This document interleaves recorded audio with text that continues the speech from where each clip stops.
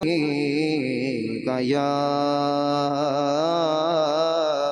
حبیب اللہ، یہ نظارے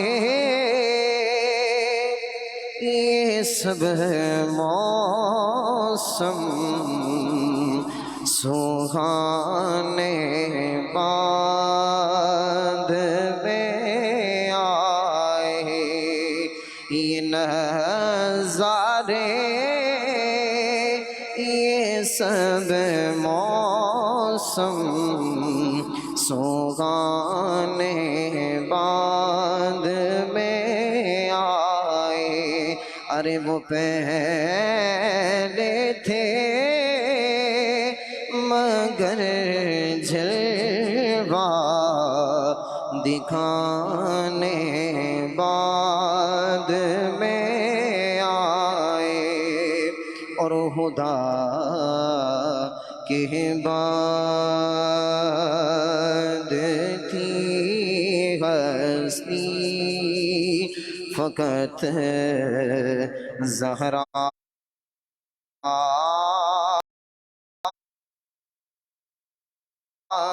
کے بابا کی،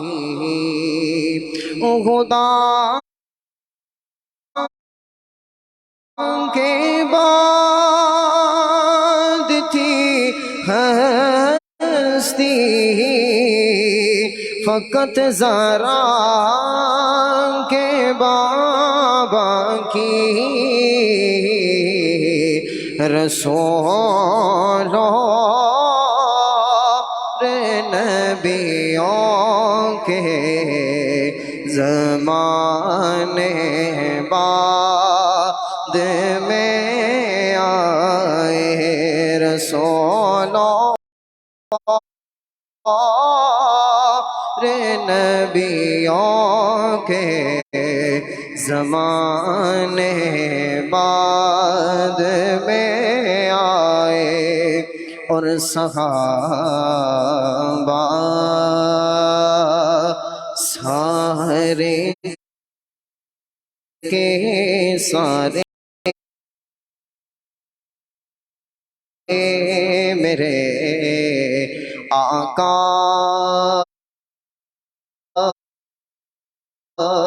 کے عاشق تھے، صحابہ سارے کے سارے میرے آقا کے عاشق تھے، یہ سب نجدی یہ سب مر کر ٹھکانے بعد میں آئے، یہ نظارے یہ سب موسم سہانے بعد میں آئے۔ اب بلا تاخیر حضور صلی اللہ علیہ وسلم سے عرض گزار ہوں کہ وہ آئیں اور اپنے بیان سے ہمارے دلوں کو روشن سے منور فرمائیں۔ یا حیو یا قیوم، یا حیو یا قیوم، یا حیو یا قیوم، یا حیو یا قیوم، یا حیو یا قیوم، یا حیو یا قیوم، یا حیو یا قیوم، یا حیو یا قیوم، یا حیو یا قیوم، یا حیو یا قیوم۔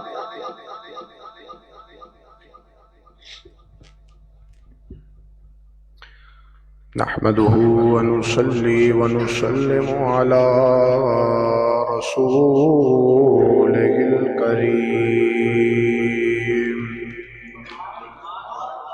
كريم الأمين الرؤوف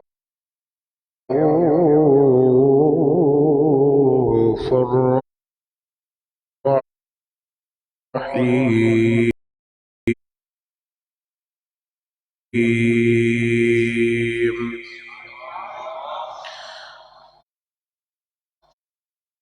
أما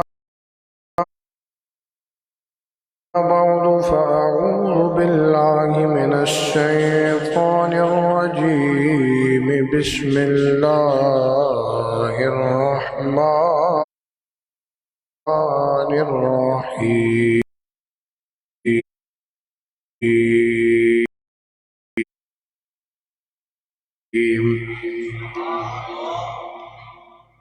فإن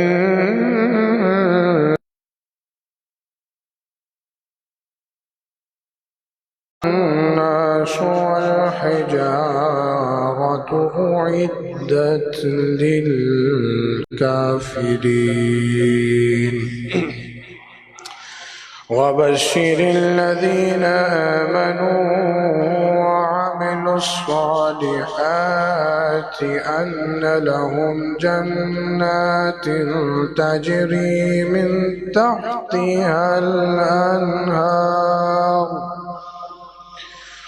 كلما رزقوا منها من ثمرة رزقا قالوا هذا الذي رزقنا من قبل وأتوا به متشابها ولهم فيها أزواج مطهرة وهم فيها خالدون.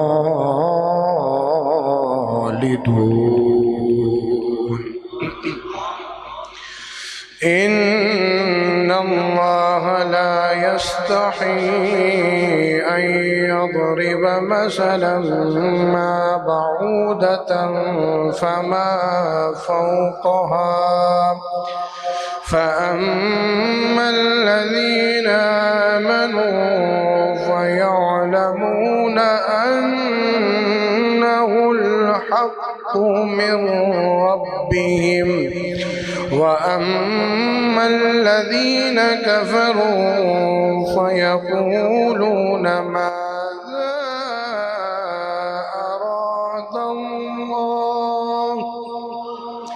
ماذا أراد الله بهذا مثلا يضل به كثيرا ويهدي به كثيرا وما يضل به إلا الفاسقين. آمنت بالله صدق الله العظيم وصدق رسوله النبي الكريم. بآواز بلند پڑھ لیجیے الصلاة والسلام وعلى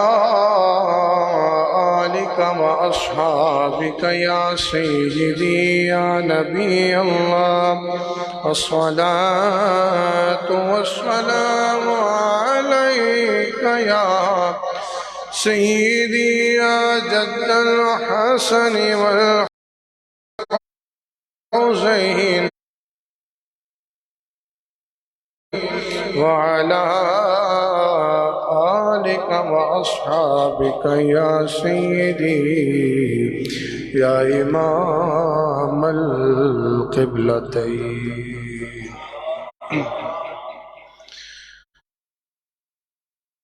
حمد و ثنا کے بعد میرے کریم رؤوف الرحیم تاجدار الانبیاء صلی اللہ تعالی علیہ وآلہ وسلم کی مقدس بارگاہ میں عاجزانہ غلامانہ مؤدبانہ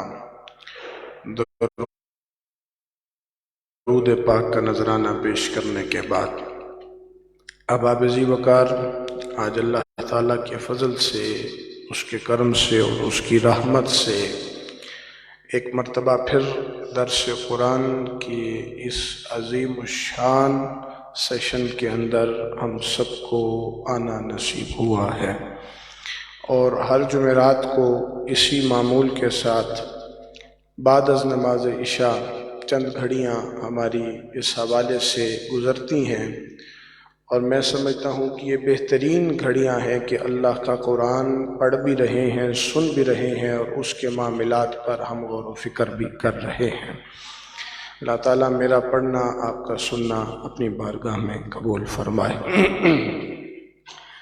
آج کی جو گفتگو ہے اس کا تھوڑا سا مفہوم آپ سماعت فرما لیں، پھر انشاءاللہ جتنا وقت میسر ہے اس میں رہ کر اس گفتگو کو ہم سماعت کریں گے۔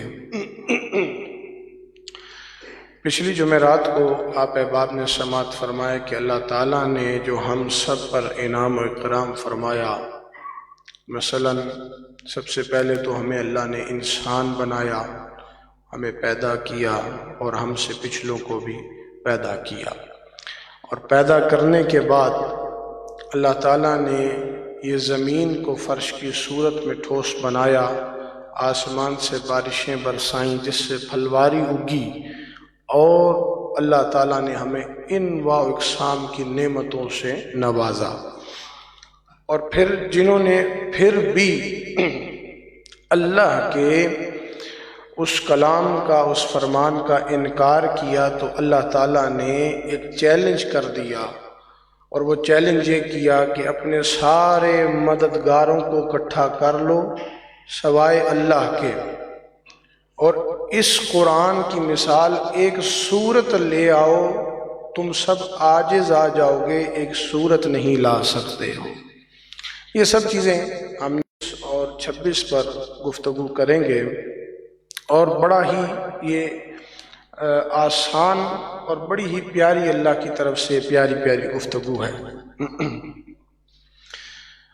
جو پیچھے اللہ نے چیلنج فرمایا، اس کے بعد اللہ تعالیٰ نے آیت نمبر 24 میں کیا ارشاد فرمایا، اس سے آپ کو اس گفتگو کا مفہوم سمجھ آئے۔ آیت نمبر 24 میں اللہ تعالیٰ نے ارشاد فرمایا، اللہ تعالیٰ ارشاد فرماتا ہے فَإِن لَمْ تَفْعَلُوا وَلَن تَفْعَلُوا فَاتَّقُوا النَّارَ الَّتِي وَقُودُهَا النَّاسُ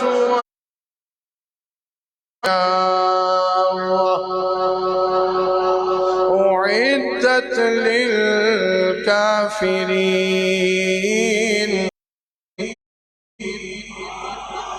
اللہ تعالیٰ ارشاد فرماتا ہے پھر اگر وہ جو چیلنج پیچھے کیا تھا نا کہ صورت لاؤ اس جیسی، تو اللہ نے اس آیت میں فرمایا کہ پھر اگر نہ لا سکو تو ہم فرماتے ہیں کہ تم ہرگز نہ لا سکو گے، تم نہ لا سکو، اور ہم نے کہہ دیا کہ تم ہرگز نہ لا سکو گے، تو ڈرو اس آگ سے جس کا ایندھن آدمی اور پتھر ہیں، اور اللہ نے وہ آگ تیار کر رکھی ہے کافروں کے لیے۔ یہ گفتگو ہو گئی، اور اب اس گفتگو کا ماخذ کیا ہے؟ ہم آیت نمبر 24 سے یہ آغاز کرتے ہیں، پھر 25 اور 26 کے جب ترجمے آئیں گے تو آپ کو خود سمجھ آ جائے گی کہ اس گفتگو کے اندر اللہ نے کیا خوبصورت بات رکھی ہے۔ اب اللہ تعالیٰ نے اس گفتگو میں ارشاد فرمایا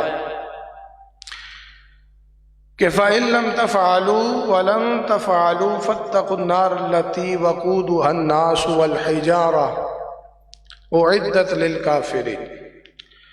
اللہ تعالیٰ نے فرمایا کہ تم اگر چاہو بھی تو نہیں لا سکتے، اور ہم تمہیں بتا رہے ہیں کہ تم ہرگز قرآن کی مثال ایک صورت بھی نہیں لا سکو گے۔ اور پھر اللہ تعالیٰ نے ایک تنبیہ فرما دی، ڈرا دیا ان کو جو ہدایت ہونے کے باوجود ہدایت کو نہیں پا رہے، ان کو ڈرایا۔ اور کیسے ڈرایا؟ اللہ تعالیٰ نے ارشاد فرمایا کہ ڈرو اس آگ سے جس کا ایندھن آدمی اور پتھر ہیں، اور اللہ نے وہ کافروں کے لیے تیار کر رکھی ہے۔ اس میں جو مین امپورٹنٹ ورڈ آیا وہ آیا والحجارہ، کیا لفظ آیا؟ وال حجارہ، یعنی وہ پتھر جن کو اللہ نے فرمایا کہ وہ جہنم کا ایندھن بنیں گے۔ کیا فرمایا؟ وہ پتھر جو جہنم کا۔ اب اس سے کون سے پتھر مراد ہیں؟ علماء فرماتے ہیں کہ اس سے وہ پتھر مراد ہیں جن کو بت کی شکل میں مورتیاں بنا کر یہ کافر پوجا کرتے تھے، کہ تم ان کو خدا مانتے ہو، ایک دن آئے گا تم دیکھو گے کہ یہ بھی تمہارے ساتھ جنت کی جہنم کی آگ میں ایندھن بن کے جل رہے ہو گے۔ تم ان کو پوجتے ہو، یہ وہی پتھر ہیں جن کو ہم جہنم کا ایندھن بنائیں گے۔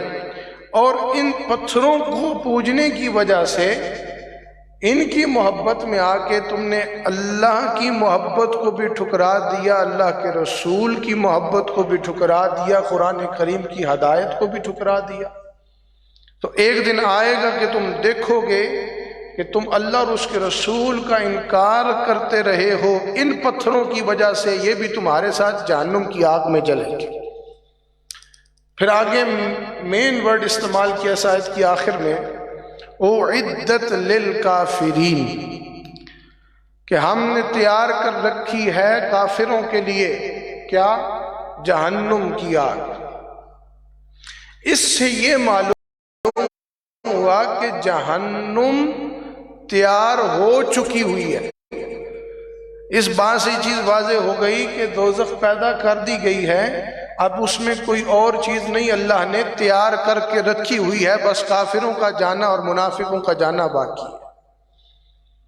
تو اللہ تعالیٰ نے اس آیت میں جب دوزخ کا ذکر فرمایا، جہنم کی آگ کا ذکر فرمایا، تو میرے کریم آقا علیہ الصلوۃ والسلام کی حدیث پاک ہے، بخاری و مسلم میں حضور ارشاد فرماتے ہیں کہ نارکم ھذہ جزء من 70 جزء من نار جہنم، کہ تمہاری یہ آگ جہنم کی آگ کے 70 حصوں میں سے ایک حصہ ہے۔ یعنی دنیا میں جو ہم آگ جلاتے ہیں نا، فرمایا کہ یہ جہنم کی آگ کے 70 حصے ہوں نا، ان میں سے ایک حصہ دنیا کی آگ ہے، یعنی اس آگ کی بدولت 70 گنا زیادہ تپش والی وہ آگ ہے جو جہنم کے اندر موجود ہے۔ پھر حضور اکرم صلی اللہ تعالی علیہ وسلم نے ارشاد فرمایا کہ جہنم میں سب سے کم جس کو عذاب ہوگا نا، سب سے کم وہ شخص وہ ہوگا جس کو 2 جوتیاں آگ کی پہنائی جائیں گی۔ جیسے ہم چپل پہنتے ہیں نا، جوتی پہنتے ہیں، تو جہنم کی آگ کی 2 جوتیاں پہنائی جائیں گی، اور جس کی وجہ سے اس کا دماغ ایسے جوش مارے گا، ایسے کھولے گا جیسے دیگ کا کھولتا ہوا پانی ہوتا ہے۔ یہ جہنم کی آگ کی مثال رب کائنات نے اپنے محبوب کی زبان پاک سے اس حدیث پاک کی شکل میں ہمیں عطا فرمائی۔ جہنم کیا ہے؟ جہنم، حضور نے فرمایا کہ جہنم کی آگ 1000 برس تک دھونکائی گئی، یہاں تک کہ وہ آگ سرخ ہو گئی، پھر 1000 برس تک دھونکائی گئی، یہاں تک کہ وہ سفید ہو گئی، پھر 1000 برس تک دھونکائی گئی، یہاں تک کہ وہ سیاہ ہو گئی، اور اب تک وہ جہنم کی آگ کالی سیاہ ہے، بالکل کالی سیاہ ہے۔ آپ خود سوچیں کہ اس آگ کی انٹینسٹی کیا ہوگی، وہ یہ والی آگ نہیں ہوگی جو ہم دیکھتے ہیں، اس آگ کا بھی کچھ اور ہی عالم ہوگا۔ تو اللہ کے پیارے محبوب کریم صلی اللہ علیہ وسلم کی بارگاہ میں حضرت جبریل امی علیہ السلام تشریف لائے، اور آ کر حضور کی بارگاہ میں عرض کی کہ یا رسول اللہ صلی اللہ علیہ وسلم، میں قسم کھا کر، رب کعبہ کی قسم کھا کر عرض کرتا ہوں کہ اگر جہنم سے سوئی کے نک کے برابر بھی اگر کوئی چیز کھول دی جائے نا دنیا کی طرف، تو زمین والے سب کے سب گرمی کی وجہ سے مر جائیں گے، سوئی کی نکے کے برابر۔ پھر عرض کی کہ میں قسم کھا کر کہتا ہوں یا رسول اللہ صلی اللہ علیہ وسلم اگر جہنم کا کوئی دروغہ اہل دنیا پر ظاہر ہو تو زمین والے سب کے سب اس کی ہیبت سے ہی مر جائیں گے۔ پھر عرض کی کہ حضور میں قسم کھا کر کہتا ہوں کہ اگر جہنمیوں کی زنجیر کی ایک کڑی بھی دنیا کے پہاڑ پر رکھ دی جائے تو یہ پہاڑ بھی کانپنے لگیں گے، یہاں تک کہ کانپ کانپ کر زمین میں دھنس جائیں گے۔ اتنی سختی ہے جہنم کی، اتنی سختی ہے جہنم کی۔ پھر جہنم کے بارے میں میرے کریم آقا علیہ الصلوۃ والسلام نے ارشاد فرمایا، یہ بھی حدیث پاک کا ایک حصہ میں بیان کر رہا ہوں۔ حضور نے فرمایا کہ جو دنیا کی آگ ہے نا، یہ بھی اللہ سے جہنم کی آگ کے حوالے سے پناہ مانگتی ہے۔ یعنی دنیا کی آگ بھی دعا کرتی ہے کہ مولا مجھے جہنم کی آگ میں نہ ڈالنا۔ اب آپ چیک کریں، اس کو سوچیں، اس پر فکر کریں، غور کریں کہ اللہ تعالیٰ نے جہنم کو کس قدر گہرائی کے ساتھ بنایا ہے، کس قدر اس میں آگ کو دھونکایا گیا ہے، اور جنہوں نے زندگی میں رہ کر کفر کیا اور ہدایت نہیں پائی، اللہ سے اور اللہ کے رسول سے منہ پھیرا، تو یقیناً ان کے لیے بڑا عذاب تیار ہے۔ اور اس تمام مضمون کا اشارہ اس طرف واضح ہو گیا کہ جہنم بت پرستوں کے لیے ہمیشہ کے لیے ہے، اور مومنین کے لیے بفضل تعالی خلود نار ہے، یعنی کہ ہمیشہ اگر کسی کے سینے میں ایمان ہے، مسلمان ہے، اگر کوئی اس کو قبر میں عذاب ہے، کسی عذاب کا شکار بھی ہے، لیکن نبی پاک کا کلمہ پڑھا ہے تو اس کلمے کی بدولت وہ ہمیشہ اس عذاب میں نہیں رہے گا، اللہ اس کا بیڑا پار کرے گا۔ وہ ایک مدت تک اپنی سزا کاٹے گا، اللہ اس کا بیڑا پار فرمائے گا۔ تو قرآن پاک کا اسلوب یہ ہے کہ پہلے ڈر سناتا ہے، پھر ترغیب دیتا ہے۔ اب آیت نمبر 24 میں اللہ نے ہمیں ڈر سنا دیا، یعنی ایمان والوں کو ڈر سنایا جا رہا ہے کہ تم کفر نہ کرنا، جنہوں نے کفر کیا وہ تو کفر میں ان کو پتہ نہیں، لیکن تم جان لو کہ ان کے ساتھ جہنم میں یہ کچھ ہونے والا ہے۔ ان کے لیے اللہ نے جہنم تیار کر رکھی ہے۔ کن کے لیے؟ جنہوں نے کفر کیا ہے، جو کہتے تھے کہ یہ ہم اس کے مقابل کوئی صورت لے آئیں گے، اللہ نے فرمایا تم نہیں لا سکو گے۔ اللہ نے فرمایا پھر ڈرو، جس جہنم کو ہم نے دہکا رکھا ہے اس کا ایندھن آدمی بھی ہوں گے اور پتھر بھی ہوں گے، جن پتھروں کو بت بنا کر جھوٹے خداؤں کو تم پوجا کرتے تھے۔ اب یہ وعید سنا دی اللہ نے کہ ڈرو۔ یہ تو ہوگی بات جہنم کی۔ اب آیت نمبر 25 کی طرف چلیں تو بڑا خوبصورت موضوع ہے کہ پہلے ڈر سنایا، پھر مومنین کو اب جو کچھ ملے گا، یہ اس آیت میں کافروں کو جو کچھ ملے گا وہ بیان کیا۔ آیت نمبر 25 میں اب مومنین کو جو کچھ ملے گا، جنت کی بہاریں ہیں، جنت کی روشنائیاں ہیں، اللہ کی عطائیں ہیں، محبوب کی رحمت کا صدقہ ہے، وہ سب کچھ بیان کر دیا۔ اس سے مومن کے لیے تسلی و تشفی ہو گئی کہ ہاں ہم نے حضور پر ایمان لا کر کوئی برا کام نہیں کیا، بلکہ حقیقت میں حق یہی تھا، حضور سے پیار کرنا ہی تھا، حضور پر ایمان لانا ہی تھا، ہدایت کو پا لیا۔ جنہوں نے ہدایت کو پا لیا ان کو اللہ نے کیا انعام فرمایا، سنیے گا۔ آیت نمبر 25 کے اندر اللہ تعالیٰ ارشاد فرماتا ہے وَبَشِّرِ الَّذِينَ آمَنُوا وَعَمِلُوا الصَّالِحَاتِ أَنَّ لَهُمْ جَنَّاتٍ تَجْرِي مِن تَحْتِهَا الْأَنْهَارُ كُلَّمَا رُزِقُوا مِنْهَا مِنْ ثَمَرَةٍ رِزْقًا قالوا هذا الذي رزقنا من قبل وأتوا به متشابها ولهم فيها أزواج مطهرة وهم فيها خالدون۔ اب اس میں اللہ تعالیٰ نے کیا ارشاد فرمایا؟ اللہ تعالیٰ نے ارشاد فرمایا کہ اے حبیب صلی اللہ تعالی علیہ وسلم، آپ ان لوگوں کو، اب یہ بالکل اس کی اپوزیشن بات ہے، جو پہلی بات کی اس سے بالکل برعکس ہے۔ اب اللہ کے پیارے حبیب کو اللہ نے فرمایا کہ آپ ان لوگوں کو خوشخبری سنا دیں جو ایمان لائے. جنہوں نے کفر کیا ان کو اللہ ڈر سنا رہا ہے کہ تمہارے لیے جہنم کی آگ تیار ہے. اب جو ایمان لائے اللہ تعالیٰ ان کو کیا کہہ رہا ہے کہ اے محبوب آپ ان کو خوشخبری سنا دیں جو ایمان لائے. اب ایمان لائے نیک عمل کرتے رہے کہ ان کے لیے اللہ نے جنت کے باغات رکھے ہیں جن کے نیچے نہریں بھی بہتی ہیں. اب یہ مومنوں کو بتایا جا رہا ہے کہ تمہارے لیے جنت میں کیا کچھ ہے. سنیے گا بڑی خوبصورت یہ گفتگو ہے.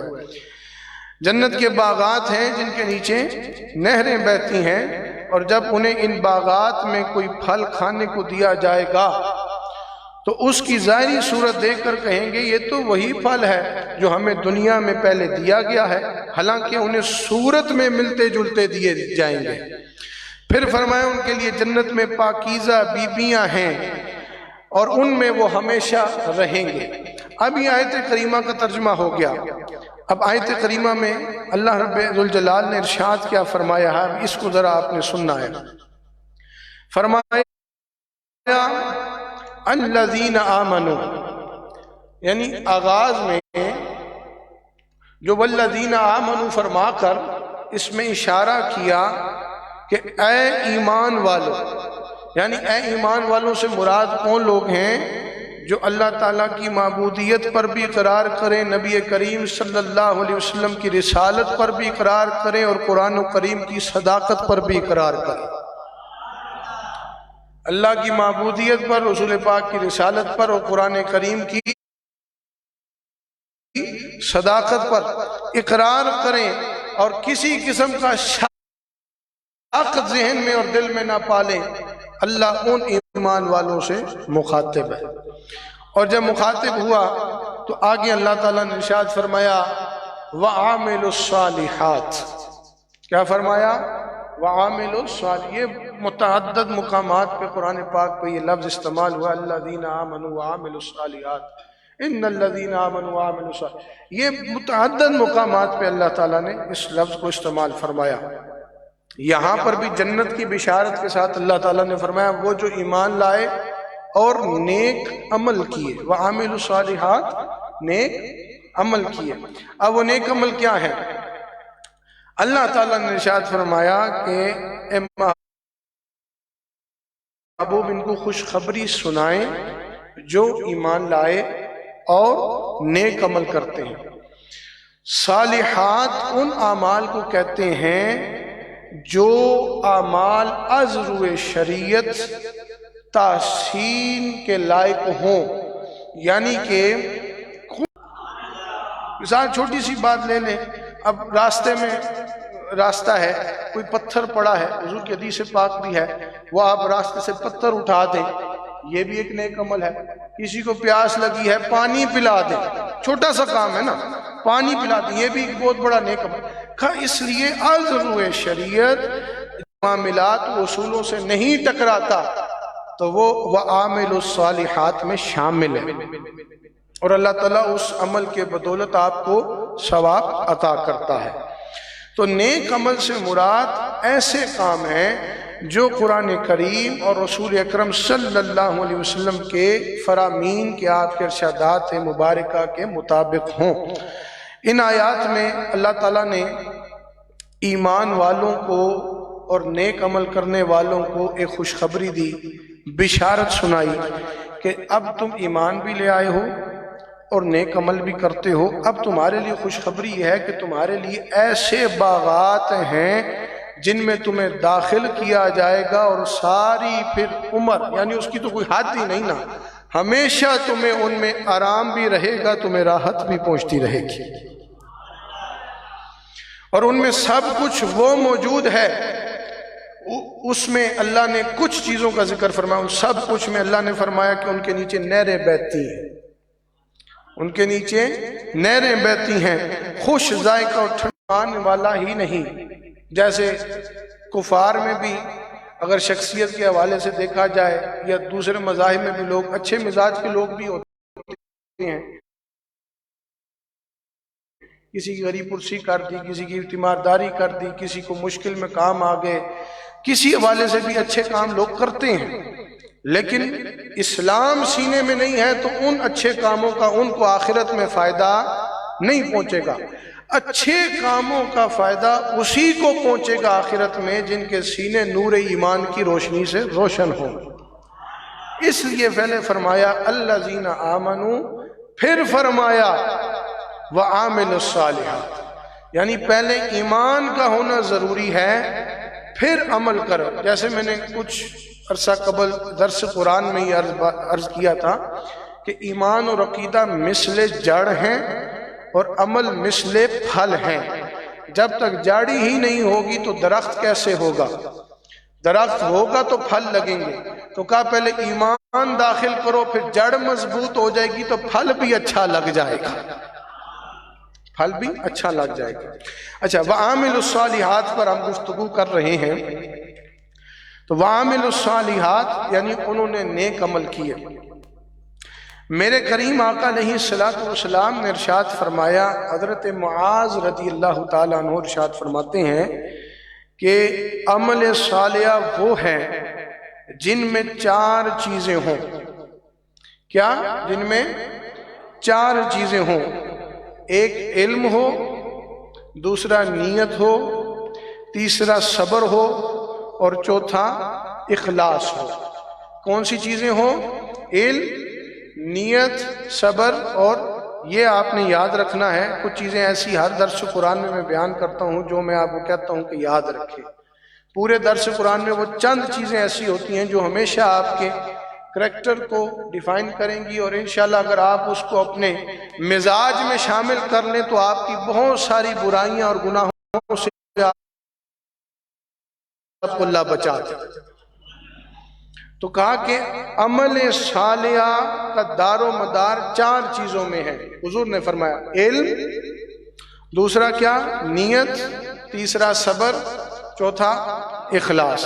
کریم آقا علیہ السلام نے ارشاد فرمایا کہ علم کا حاصل کرنا ہر مسلمان پر فرض ہے، اور یاد رکھو کہ اللہ تعالیٰ علم کی تلاش کرنے والوں کو پسند کرتا ہے۔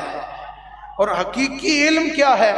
کہ آپ کو علم دیا جا رہا ہے، ہدایت موجود ہے کہ اللہ ایک ہے، تو آپ اس کو تعلیم کی صورت میں اپنائیں کہ واقعتاً اللہ ایک ہے۔ حقیقی علم یہ ہے کہ نبی پاک صلی اللہ علیہ وسلم اللہ کے آخری رسول اور خاتم النبیین ہیں۔ اس بات کا علم رکھتے ہوئے آپ اس کا اقرار کریں، پھر باقی باتیں بعد میں آتی۔ دوسرا حضور کا کیا فرمان ہے؟ حضور نے فرمایا دوسری بات، ایک علم ہو گئی، یہ عامل الصالحات کا ذریعہ بنتی ہے۔ جب تک علم نہیں ہوگا آپ نیک عمل نہیں کر سکتے۔ مثال کے طور پہ نماز پڑھنی ہے، اب ایسے تو نہیں کسی کو نماز میں کھڑا کر دیں گے، پہلے اس کو نماز سیکھنی پڑے گی، تعلیم حاصل کرنی پڑے گی بھی نماز کو کیسے پڑھنا ہے، نماز میں کیا کیا پڑھنا ہے، تعلیم ہونا ضروری ہے۔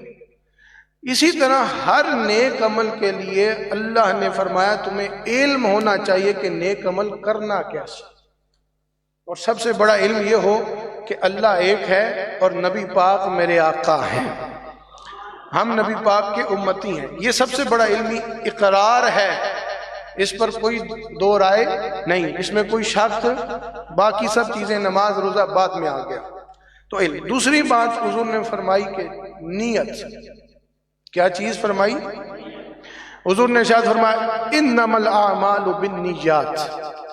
حضور نے فرمایا کہ اعمال کا دار و مدار نیتوں پر ہے۔ اب آپ نماز پڑھ رہے ہیں، اب نماز کے لیے جناب والا آپ کھڑے ہوئے ہیں، اور نیت یہ ہے کہ اللہ کو راضی نہیں کرنا، 4 بندوں کو دکھانا ہے کہ میں بڑا نمازی ہوں۔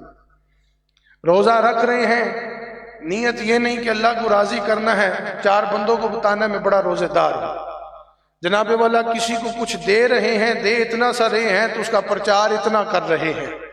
حضور نے تو یہ بھی فرمایا کہ ایک ہاتھ سے 2 دوسرے ہاتھ کو پتہ نہ ہو، یہ اصل حقیقت ہے۔ نیت یہ ہو کہ اگر ریاکاری ہے، دکھلاوا ہے، تو پھر آپ سمجھ جائیں آپ کی نیت ٹھیک نہیں ہے۔ تو نیت جب ٹھیک ہوگی تو نماز بھی فائدہ پہنچائے گی، روزہ بھی فائدہ پہنچائے گا، ہر اچھا عمل آپ کو فائدہ پہنچائے گا۔ تیسری کیا چیز فرمائی؟ صبر۔ جیسے اللہ تعالیٰ نے قرآن پاک میں ارشاد فرمایا یا ایھا الذین آمنوا استعینوا بالصبر والصلاۃ، إن الله مع الصابرين.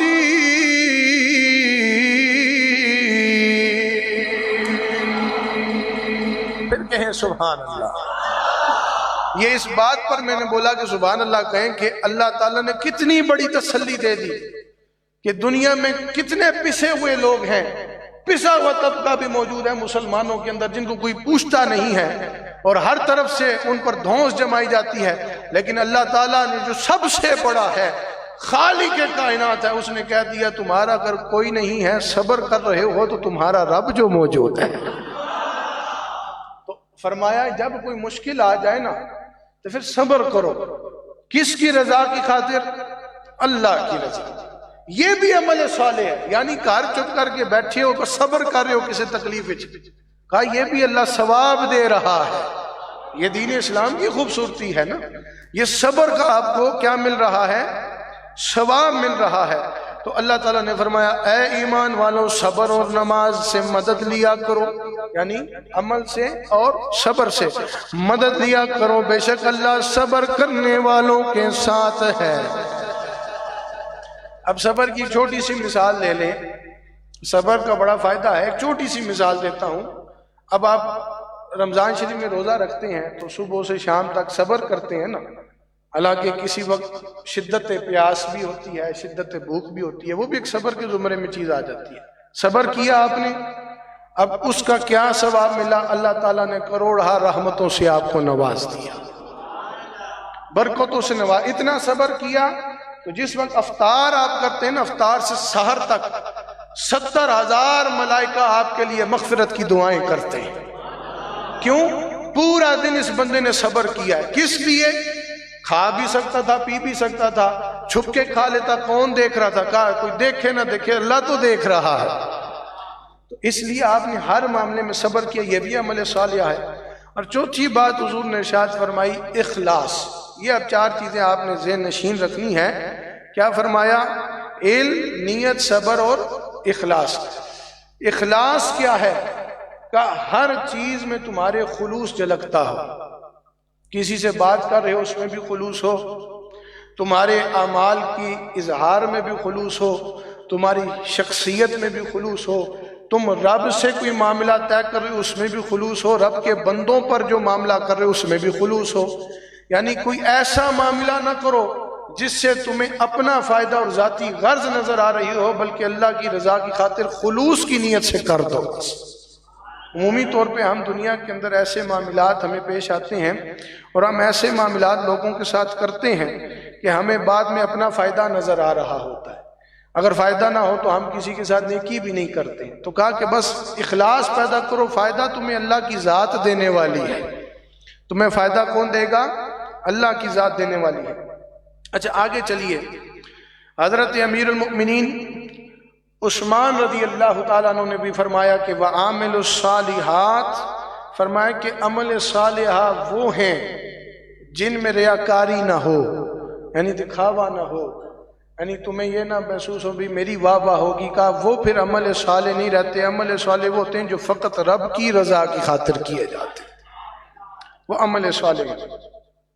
پھر آگے اللہ تعالیٰ نے ارشاد فرمایا اَنَّ لَهُمْ جَنَّاتٍ تَجْرِي مِن تَحْتِهَا الْأَنْهَارُ، ان کے لیے باغ ہیں جن کے نیچے بہترین نہریں بہ رہی ہیں، اور جب انہیں ان باغوں میں سے کوئی پھل کھانے کو دیا جاتا ہے تو وہ صورت میں چونکہ مشابہت رکھتا ہے، تو یہ لوگ کہتے ہیں کہ ہمیں دنیا میں بھی ایسا پھل دیا گیا تھا، لیکن جب وہ پھل کھاتے ہیں تو اس کا ذائقہ مختلف ہوتا ہے. مثال کے طور پہ اب سیب ہے یا آم ہے یا مالٹا ہے، کوئی بھی پھل ہے ہم نے دیکھے ہیں، ہم کھاتے بھی ہیں. ایسی ہی شکلوں والے پھل اللہ ہمیں جنت میں بھی عطا کرے گا اور انشاءاللہ ہم کھائیں گے. تو ہمیں اللہ تعالیٰ جنت میں بھی ایسے پھل عطا کرے گا. تو ہمیں جب عطا ہوں گے نا تو ہم کیا سوچیں گے؟ ایمان والے کیا سوچیں گے کہ یہ تو دنیا میں بھی تھا، یعنی سیب دنیا میں بھی تھا، مالٹا دنیا میں بھی تھا، آم دنیا میں بھی تھا، لیکن جب وہ کھانا شروع کریں گے نا تو ذائقہ دنیا والا نہیں ہوگا، اس سے بھی بہت اعلیٰ ذائقہ اللہ کا. اللہ فرماتا ہے کہ پھل مشابہ ہوں گے تو وہ حیران ہوں گے تو دنیا والے پھل ہیں، لیکن جب کھائیں گے تو ذائقہ وہ والا نہیں ہوگا بلکہ اس کی لذت اور لطف کچھ اور ہوگا۔ پھر آگے فرمایا وَلَهُمْ فِيهَا أَزْوَاجٌ مُطَهَّرَةٌ کہ ان کے لیے ان باغوں میں بیویاں ہوں گی۔ یہ اس لیے اللہ تعالیٰ نے ارشاد فرمایا کہ جنتی بیویاں خواہ حوریں ہوں یا زنان عوارض ہوں، وہ تمام ناپاکیوں سے پاک ہوں گی، ہر قسم کی گندگی سے مبرہ ہوں گی، اور اس کے ساتھ ساتھ ان میں بد مزاجی بھی نہیں ہوگی، بد خلقی بھی نہیں ہوگی۔ یعنی اللہ تعالیٰ نے فرمایا کہ ایسی بیویاں میں تمہیں عطا کروں گا۔ پھر آگے کیا فرمایا وَهُمْ فِيهَا خَالِدُونَ اور تم اس جنت میں جس میں پھل بھی ہیں، بیویاں بھی ہیں، باغات بھی ہیں، نہریں بھی ہیں، پھر تم ہمیشہ وہاں پر ہی رہو گے۔ ہمیشہ کا ورڈ اس لیے استعمال کیا کہ اس کے بعد پھر یہ چیز ختم ہونے والی نہیں ہے، کہا ہمیشہ وہاں رہو گے۔ اب جنت کیا ہے یہ سن لیجئے۔ حضرت اسامہ بن زید رضی اللہ تعالیٰ عنہ سے مروی ہے کہ رسول اکرم صلی اللہ تعالیٰ علیہ وسلم نے ارشاد فرمایا کہ کوئی شخص جنت کے حاصل کرنے کے لیے تیار و مستعد ہے، یعنی اہل ہے۔ آپ کہتے ہیں نا یہ بندہ اس چیز کے اہل ہی نہیں ہے، تو حضور نے اپنے صحابہ میں بیٹھ کر ارشاد فرمایا کہ کوئی ہے ایسا جو تیار ہو جنت حاصل کرنے کے لیے؟ کوئی ہے ایسا جو جنت کے اہل ہو کہ اس کو جنت میں داخل کیا جائے؟ کیونکہ جنت وہ چیز ہے کہ اس کا کسی دل پر خطرہ نہیں گزرا ہے، یعنی کوئی سمجھ ہی نہیں سکتا ہے کہ جنت کیا ہے۔ ہم اندازے لگاتے ہیں نا کہ جنت میں یہ ہوگا، جنت میں وہ ہوگا۔ حضور نے فرمایا جتنے مرضی اندازے لگا لو، جب جنت میں جاؤ گے تو تمہاری سوچ سے بھی بالا تر اللہ تمہیں عطا کرے۔ تمہاری سوچ وہاں تک پہنچ ہی نہیں سکتی کہ جنت کیا ہے۔ پھر حضور نے ارشاد فرمایا قسم ہے رب کعبہ کی کہ جنت ایک چمکتا ہوا نور ہے، جنت چمکتی ہوئی پھلواری ہے، اونچے اور مضبوط محل ہیں، نہریں جاری ہیں، پکے میوے موجود ہیں اور طرح طرح کی نعمتیں ہیں۔ جب حضور نے جنت کی تعریف بیان فرما دی تو سب نے عرض کیا کیا حضور ہم اس کے اہل ہیں، ہم اس کے لیے تیار ہیں؟ تو حضور نے فرمایا انشاءاللہ کہہ دیا کرو، اگر اللہ نے چاہا اللہ تمہیں جنت میں داخل کر دے۔ تو یہ جنت ہے۔ دوسرے مقام پہ کیا فرمایا؟ یہ ایک طویل حدیث ہے اور بہت ساری حدیثوں کا ایک ماخذ ہے جو میں نے اس موضوع کے لیے جوڑا ہے، سماعت فرمائیں۔ حضور نے فرمایا کہ جنتی جب جنت میں جائیں گے ہر ایک اپنے اعمال کی مقدار کے مطابق مرتبہ پائے گا، اور اللہ کے فضل کی حد نہیں ہوگی ادھر۔ پھر انہیں دنیا کی ایک ہفتے کی مقدار کے بعد اجازت دی جائے گی کہ جاؤ تم اللہ تعالیٰ کی زیارت کرو۔ یعنی جنت میں جب چلے جائیں گے نا تو جتنا دنیا میں ایک ہفتے کا پیریڈ گزرتا ہے نا، جنت میں جانے کے بعد ایک ہفتے کا جب پیریڈ گزرے گا وہ وقت گزر جائے گا، تو حکم ہوگا کہ اب وہ وقت آیا ہے کہ اے ایمان والوں اکٹھے ہو جاؤ، رب تمہیں اپنی زیارت کروانے والا ہے۔ دنیا کے ایک ہفتے کے بعد جنت میں زیارت ہوگی، کس کی؟ بولے کس کی؟ اللہ تعالیٰ کی۔ عرش الہی ظاہر ہوگا، اللہ جنت کے باغوں میں سے ایک باغ میں تجلی فرمائے گا، اور ان جنتیوں کے لیے یعنی جو اللہ کو دیکھنے آ رہے ہیں ان کے لیے ممبر بچھائے جائیں گے۔ وہ ممبر یہ کوئی لکڑی کے لوہے کے ممبر نہیں ہوں گے، یہ پتھروں کے ممبر نہیں ہوں گے، وہ نور کے ممبر ہوں گے، وہ موتیوں کے ممبر ہوں گے، وہ یاقوت پتھروں سے جڑے ہوئے ممبر ہوں گے، وہ سونے کے ممبر ہوں گے، وہ چاندی کے ممبر ہوں گے، جو مومنین کے لیے بچھائے جائیں گے کہ آ کر بیٹھ جاؤ رب تعالیٰ کی زیارت کرو۔ اور ان میں جو سب سے ادنا ہوگا، یعنی ان ایمان والوں میں جو سب سے ادنا ہوگا، حالانکہ وہاں پہ کسی کو ادنا اعلیٰ نہیں سمجھا جائے گا، لیکن حدیث میں ایک بات کو سمجھایا جا رہا ہے کہ جو سب سے ادنا ہوگا نا اس کو مشک و کافور کی خوشبو بھرے ٹیلوں پر بٹھا کر رب کی زیارت کروائی جائے گی۔ ٹیلے سمجھتے ہیں نا، چھوٹے چھوٹے ریت کے ٹیلے ہوتے ہیں، ریت کے اور مٹی کے ٹیلے اکثر گاؤں کے علاقے میں جائیں تو وہ چھوٹے چھوٹے پہاڑ ہوتے ہیں، ان کو گاؤں والے کہتے ہیں چھوٹے چھوٹے ٹیلے ہیں۔ تو کہا وہ چھوٹے چھوٹے ٹیلے بنے ہوں گے، کس کے؟ مشک و کافور کے، خوشبوؤں سے جڑے ہوئے ہوں گے، اور ان پر ان کو بٹھا کر زیارت کروائی جائے گی، اور وہاں پر کسی کو یہ گمان نہیں ہوگا کہ میں ادنا ہوں وہ اعلیٰ ہے، یا کوئی یہ نہیں کہے گا میں اعلیٰ ہوں وہ ادنا ہے۔ پھر اللہ تعالیٰ اپنے تجلی کا اظہار فرمائے گا اور ایمان والوں کو دیدار کروائے گا۔ اور جب جنت میں ایمان والوں کو دیدار ہوگا تو پتہ کیسے ہوگا؟ ایسا صاف ہوگا جیسے چمکتا ہوا آفتاب ہو، چودھویں کا چاند ہو۔ مثال کے طور پہ چودھویں کا چاند نکلا ہو، میں اپنے گھر سے بیٹھا چھت سے میں بھی دیکھ رہا ہوں، آپ اپنے گھروں سے بھی دیکھ رہے ہیں، چاند تو ایک ہی ہے نا، سب جگہ سے نظر آ رہا ہے۔ تو کہا کہ اللہ تعالیٰ ایسے واضح اپنا دیدار کرے گا کہ ہر بندہ سمجھے گا کہ اللہ خاص مجھے ہی اپنا دیدار کروا رہا ہے، اور یعنی ہر بندہ یہ سمجھے گا کہ اس کو اتنا خاص و صاف نظر آئے گا کہ سامنے میرے اللہ تعالیٰ موجود ہے۔ اور پھر اللہ تعالیٰ ان لوگوں میں سے ایک سے فرمائے گا، اے فلاں بن فلاں، تجھے یاد ہے تو نے دنیا میں یہ عمل کیے تھے، تجھے یاد ہے؟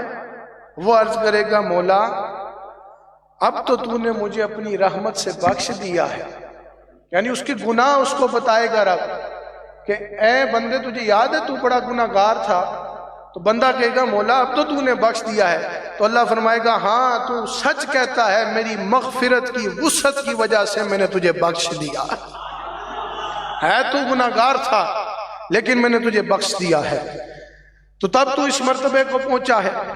تو سب اسی حالت میں ہوں گے کہ ایک بادل چھا جائے گا، اور اس قدر اس بادل سے، ادھر بادل چھاتے ہیں تو بارش ہوتی ہے نا، ادھر بادل آئیں گے تو خوشبو ٹپکا کرے گی، یہاں پہ پانی گرتا ہے نا، وہاں پہ خوشبو سے معطر کیا جائے گا، خوشبو ٹپکے گی ان بادلوں سے، اور اتنی خوشبو ہوگی کہ ایسی خوشبو کو لوگوں نے کبھی نہ سونگا ہوگا نہ کبھی پایا ہوگا، اور اللہ فرمائے گا اب تم نے میرا دیدار بھی کر لیا، تم نے خوشبو کو بھی پا لیا، اب اس طرف چلے جاؤ، میں نے تمہارے لیے کچھ اور بھی عزت تیار کر رکھی ہے۔ وہ لوگ جس طرف اللہ فرمائے گا چل پڑیں گے، آگے جائیں گے تو ایک بہت بڑا جنت میں بازار لگا ہوگا۔ اب وہ بہت بڑا جب جنت میں بازار لگا ہوگا، اس بازار میں خرید و فروخت نہیں ہوگی، دکانیں ہوں گی، چیزیں ہوں گی، لیکن خرید و فروخت نہیں ہوگی۔ فرشتے کھڑے ہوں گے اس بازار کو اپنے گھیرے میں لیے ہوئے، ایمان والے داخل ہوں گے، فرشتے کہیں گے جو دل کرتا ہے رب نے تمہارے لیے تحفے سجا کر رکھے ہیں، لیتے جاؤ، اس کے عوض پیسے نہیں دینے پڑیں گے۔ یہاں پہ تو بازار میں جائیں خریداری کریں پیسے دینے پڑتے ہیں، کوئی فری چیز نہیں ملتی ہے، تو کہا وہاں پہ پیسے نہیں دینے پڑیں گے، وہاں پر جب تم جاؤ گے تمہیں ہر چیز فری، جو دل کرے گا تم لے لو گے۔ اچھا جب لے لیں گے پھر واپس اپنے محلات میں آئیں گے، وہاں پہ مکانوں بھی نہیں کہہ سکتے کہ گھر چاسن اٹھے تو میں لیو سنت، کہ اپنے محلات میں آئیں گے، اور جب محلات میں آئیں گے تو جو بیویاں ان کو دی جائیں گی وہ ان ایمان والوں کا استقبال کریں گی، اور استقبال کرنے کے بعد کہیں گی کہ آپ جب یہاں سے گئے تھے تو ایسا جمال نہیں تھا، اب کیا ہوا ہے کہ واپس آئے ہو تو بڑا جمال نظر آ رہا ہے؟ تو وہ لوگ کہیں گے کہ ہمارے اندر جمال اس وجہ سے ہے کہ آج ہمیں رب جبار نے اپنی زیارت سے مستفیض فرمایا ہے، آج اللہ تعالیٰ نے ہمیں اپنی زیارت سے مستفیض فرمایا ہے۔ تو اب آپ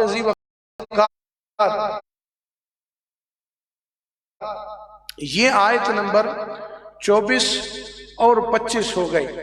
آج میں گفتگو کو یہاں پہ اتفاق کرتے ہوئے سمیٹوں گا، چونکہ آیت نمبر 26 جو ہے، جتنی میں نے یہاں پر گفتگو ابھی کی ہے اتنی ایک آیت پر آگے گفتگو موجود ہے۔ تو انشاءاللہ آج کا جو ہمارا درس قرآن کا سیشن ہے اس کو ہم 2 حصوں میں ڈیوائیڈ کریں گے۔ انشاءاللہ آج آپ نے آیت نمبر 24 اور 25 پر گفتگو فرمائی، جس میں صریحتاً 2 طبقات کا اللہ نے ذکر فرمایا۔ اس کی اب تمام گفتگو کے لب لباب کو سمجھ لیں۔ اللہ تعالیٰ نے دو طبقات کا ذکر فرمایا. ایک وہ طبقہ جنہوں نے ہدایت حاصل نہیں کی اور کیا ہوئے، کفر میں چلے گئے. اللہ نے فرمایا میں نے ان کے لیے جہنم کی آگ تیار رکھی ہے، اور جن پتھروں کو پوجتے ہیں نا وہ پتھر بھی میں اس جہنم میں ڈالوں گا، وہ پتھر بھی اس جہنم کا ایندھن بنے. اور وہ آگ ایسی دہکتی آگ ہے کہ حضور نے فرمایا دنیا کی آگ اس آگ سے پناہ مانگتی ہے کہ یا اللہ مجھے نہ جہنم میں ڈال دے. اس قدر ہے کہ ہزار ہزار برس تک وہ دہکائی گئی، دھونکائی گئی، پہلے پیلی تھی پھر سرخ ہو گئی، پھر سفید ہوگی، سیاہ ہو گئی، اب سیاہ ترین ہے اور بھڑک رہی ہے. انتظار میں ہے کہ کب کافر و منافق اس میں داخل ہوں. ڈر سنانے کے بعد اس کے برعکس جنہوں نے ایمان قبول کیا، جن کے سینے ایمان کی وسعت و روشنی کے ساتھ منور ہوئے ہیں، اللہ تعالیٰ نے جن کو ہدایت نصیب فرمائی ہے، اور یہ اس ہدایت پر گمراہی پر اگلے آیت نمبر 26 سے لے کر آگے ذکر انشاءاللہ آپ سماعت فرمائیں گے. بڑی طویل گفتگو ہے یہ اور بڑی خوبصورت گفتگو ہے. تو اللہ نے فرمایا جو ایمان لائے پھر اے محبوب ان کو اب خوشخبری سنائے. ادھر تو ہم نے بتا دیا تمہارے لیے کافروں تمہارے لیے جہنم تیار ہے، ان ایمان والوں کو بتا دیں تمہارے لیے جنت کی بہتی نہریں انتظار کر رہی ہیں، تمہارے لیے جنت کے مختلف پھل انتظار کر رہے ہیں، تمہارے لیے جنت کی بہاریں انتظار کر. جب تم جنت میں آ جاؤ گے سب سے بڑی چیز جو تمہیں حاصل ہوگی وہ یہ ہوگی کہ تمہیں رب کعبہ کی انشاءاللہ زیارت ہو جائے گی، تمہیں اللہ تعالیٰ کی زیارت ہو جائے گی. اور پھر اللہ نے تسلی و تشفیع دی کہ وَهُمْ فِيهَا خَالِدُونَ، فرمایا کہ اس میں سے پھر تم کہیں اور نہیں جاؤ گے، پھر گھبراؤ نہیں، پریشان نہ ہو، یہ ہمیشہ کے لیے تمہارا رہن بھی بنا دیا ہے، سہن بھی بنا دیا. تو دعا ہے اللہ رب العالمین سے اللہ تعالیٰ میری اور آپ سب کی حاضری کو اپنی بارگاہ میں قبول فرمائے، اور ہمیں ان لوگوں میں سے کرے جن لوگوں کو اللہ نے خوشخبریاں سنائی ہیں، نہ کہ ان لوگوں میں سے جن کو اللہ ڈر کی وعیدیں سنا رہا ہے کہ ایسا نہ کرو. ہمارے ایمان کو اللہ سلامتی بخشے، اور بس اپنے اندر عمل صالحہ کے لیے وہ 4 چیزیں ضرور پیدا کریں. علم ضرور حاصل کریں. آج آپ درس قرآن میں آتے ہیں، آپ احباب کو جو لوگ دنیا کے معاملات میں بہت مگن رہتے ہیں لیکن اسپیشلی ہمارے اس درس قرآن کے لیے ٹائم نکالتے ہیں، ہمارے ناظرین کئی بڑی تعداد میں، جتنے آپ احباب بیٹھے ہیں آپ سوچ بھی نہیں سکتے کہ ہماری فیس بک اور یوٹیوب کے اوپر لوگ کتنی بڑی تعداد میں اس قرآن پاک کے درس کو سنتے ہیں. کیا ہے؟ اللہ کے دین کا علم حاصل کر رہے ہیں. تو ان باتوں سے آپ کو کتنی نئی باتیں پتہ چلتی ہیں، اور جو میں محنت کرتا ہوں آپ جب سنتے ہیں تو میری بھی حوصلہ افزائی ہو جاتی ہے. اللہ آپ سب کے ایمان کو بھی سلامت رکھے، آپ کی شخصیات کو سلامت رکھے. جن پیروں پہ آپ چل کے آتے ہیں، جن شخصیات کی آپ اپنے مزاج کا اظہار کر کے آ کر بیٹھ کے محبتیں بانٹتے ہیں، یقیناً یہ درس قرآن کی برکتیں آپ کو قبر و حشر تک کام آئیں گی انشاءاللہ. تو فرمایا وَعَامِلُ الصَّالِحَاتِ کی بنیاد 4 چیزوں پہ ہے. علم حاصل کریں، یہ ایک علم حاصل کرنے کا یہ ہمارا درس قرآن ایک بہترین ذریعہ ہے. ضرور آیا کریں، اس کو سماعت فرمایا کریں، اور اپنی نیتوں میں اخلاص پیدا کریں. نیتوں کو ہر قسم کی ریاکاری سے پاک کر لیں.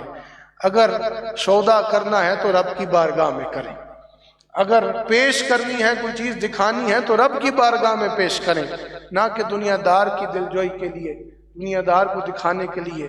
اللہ کے حضور اپنی گردن کو جھکائیں، سر تسلیم خم کریں. نیت کا ہونا ضروری ہے، اور صبر رکھیں. کوئی بھی آفت آ جائے، مصیبت آ جائے، آزمائش آ جائے، تو اللہ نے فرمایا کہ ایمان والے ڈرتے نہیں ہیں، وہ گھبراتے نہیں ہیں، بلکہ ایمان کی طاقت سے صبر کرتے ہیں. اور پھر ان اللہ مع الصابرین، اللہ صبر کرنے والوں کے ساتھ ہیں. اور اپنے اندر اخلاص کو پیدا کریں. یہ تھا آج 2 الگ دھڑوں کا ذکر اللہ نے فرما دیا. ایک وہ جو جہنمی ہیں، اور ایک وہ جو ایمان کی روشنی سے انشاءاللہ جنت کی روشنیوں میں داخل ہو جائیں گے. اللہ تعالی ہمیں ان میں شامل فرمائے. آمین. بسم اللہ الرحمن الرحیم. الحمدللہ رب العالمین،